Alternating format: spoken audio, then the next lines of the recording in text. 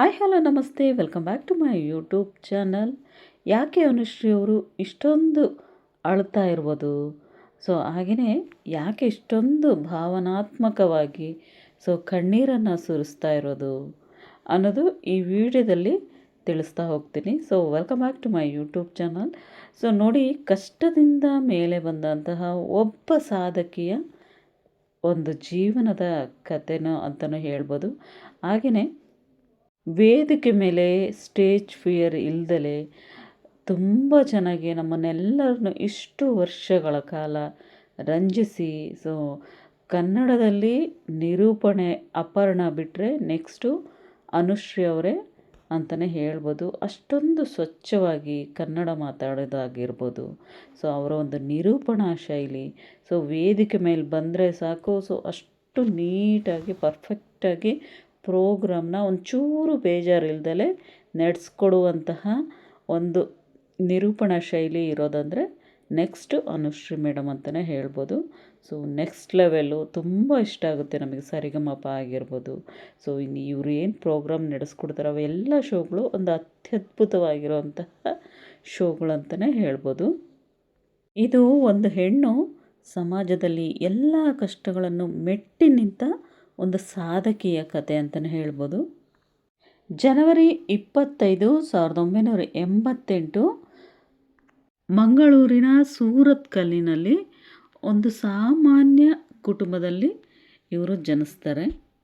ಎಲ್ಲ ಹೆಣ್ಮಕ್ಳಿಗೂ ಅಪ್ಪನೇ ಹೀರೋ ಅಂತ ಹೇಳ್ತಾರೆ.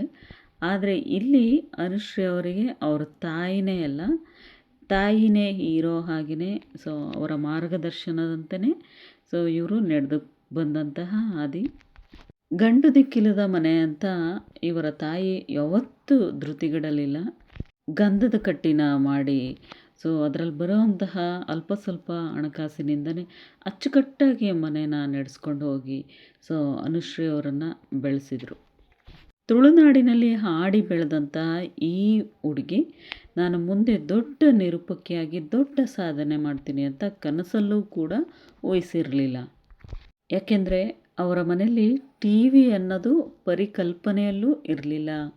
ಟಿ ವಿ ನೋಡಬೇಕು ಅಂತ ಹೇಳಿದ್ರೆ ಅಕ್ಕಪಕ್ಕದ ಮನೆಯವರಿಂದ ಬೈಸ್ಕೊಂಡು ಅವರೆಲ್ಲ ಹೋಗು ಅಂತೇಳಿ ಹೇಳೋವರೆಗೂ ಪಾಪ ಅಷ್ಟೊಂದು ನೋವು ತಿಂದು ಟಿ ವಿನ ಕದ್ದು ಮುಚ್ಚಿ ನೋಡುವಂತಹ ಒಂದು ಪರಿಸ್ಥಿತಿನೂ ಕೂಡ ಅವರದಾಗಿತ್ತು. ಇವರೆಲ್ಲ ತಮಿಳು ತೆಲುಗುನಲ್ಲಿ ಹೆಸರು ಮಾಡಿದಂತಹ ನಿರೂಪಕಿಯರು.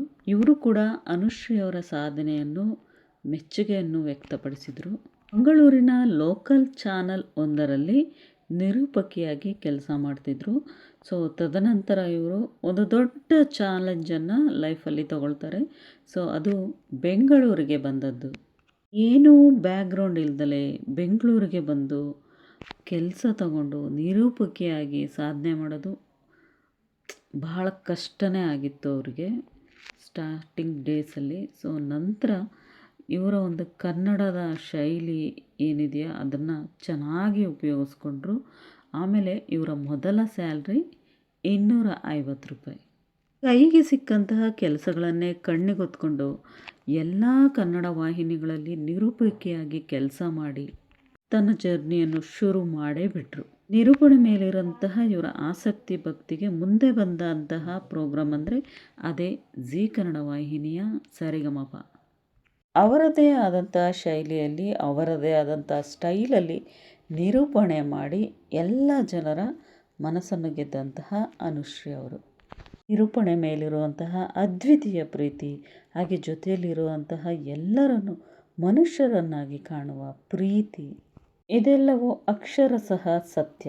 ಎಲ್ಲ ರೀತಿಯ ಕಷ್ಟಗಳನ್ನು ಎದುರಿಸಿ ಮೆಟ್ಟಿ ನಿಂತು ನಿರೂಪಣಾ ಶೈಲಿಯಲ್ಲಿ ಇಲ್ಲಿಯವರೆಗೂ ಬಂದಂತಹ ಅನುಶ್ರೀಗೆ ಇಲ್ಲಿಗೆ ನಿರೂಪಣಾ ಒಂದು ಕಾರ್ಯಕ್ರಮಕ್ಕೆ ಇವರ ಒಂದು ಪ್ರತಿಭೆಗೆ ಇಂದಿಗೆ 20 ವರ್ಷ ತುಂಬಿದೆ.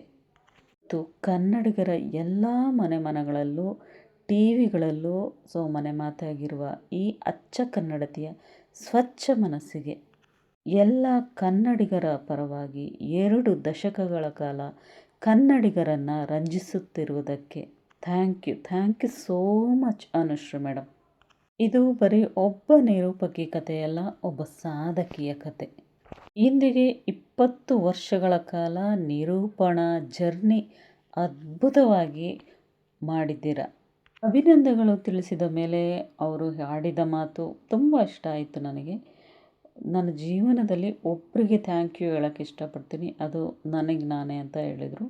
ಹೌದು, ಕಷ್ಟಪಟ್ಟಿದ್ದು ಅವರೇ, ಬೇರೆ ಯಾರೂ ನಿಂತಿಲ್ಲ ಅವರ ಬೆನ್ನ ಹಿಂದೆ. ಸೊ ಒಳ್ಳೆಯದಾಗಲಿ ಅನುಶ್ರೀ ಮೇಡಮ್. ಇನ್ನಷ್ಟು ಮತ್ತಷ್ಟು ಕನ್ನಡಿಗರನ್ನು ರಂಜಿಸ್ತಾ ಇರಿ, ಕಾರ್ಯಕ್ರಮಗಳನ್ನು ಮಾಡಿ. 20 ವರ್ಷ ಇದು 50 ಇಯರ್ಸ್ ಆಗಲಿ, 100 ಇಯರ್ಸ್ ಆಗಲಿ. Thank you so much. ಧನ್ಯವಾದಗಳು. ಒಳ್ಳೆಯದಾಗಲಿ ನಿಮಗೆ.